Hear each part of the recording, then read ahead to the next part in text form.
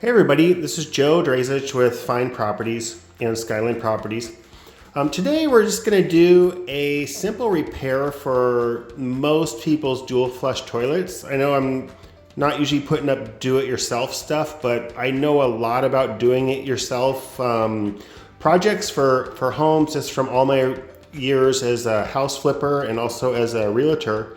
So keep in mind, you guys can call me anytime if you have any kind of little project. I have a huge list of vendors that I can share with anyone that wants to reach out. Just email me, text me, call me, whatever.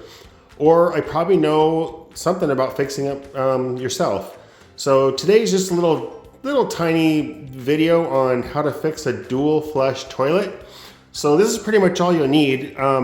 A bucket. If you need like the extensive repair I'm going to show you, most of the time it's just an adjustment, but this is the part that I'm going to show you how to replace today. And this is very universal for all dual flush toilets. This is the one I bought on Amazon. It was only $14. So I don't know if you can see that. Again, call me anytime if you want any of this information. I'm happy to help. But this is all you'll need, and then maybe a towel, and I'll show you how to do it really quick.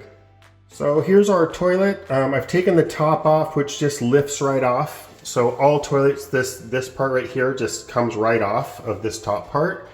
And a dual flush usually always has two buttons.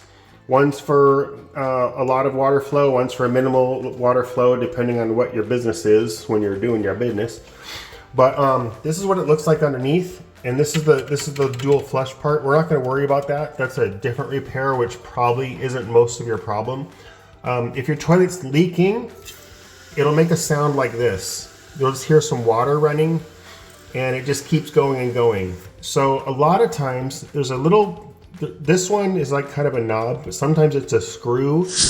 A lot of times you can just turn this to the left, which will make your float, which is underneath here, go down.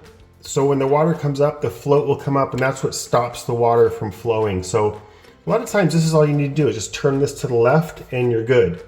In our case, I needed to replace this whole little thing, so I'm going to show you how to do that really quick next. Okay, I apologize, this is very tight quarters here, but the first thing you're going to want to do is come down here. Can't really see that well, but there'll always be like a metal braided line here, and there'll be a little valve which is right here. Some toilets are a little bit different, but just turn that off. That's your water to the toilet. Once you turn that off, then what you want to do is come up here and flush the toilet, and most of the water will go out and it won't fill back up because the water's off.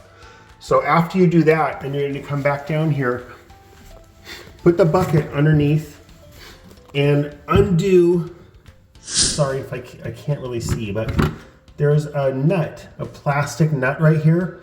Undo this nut and this line will come off. And after you do that, there's another plastic nut connecting the toilet part. Undo that, and then all the water, the rest of the water in the bowl will come out.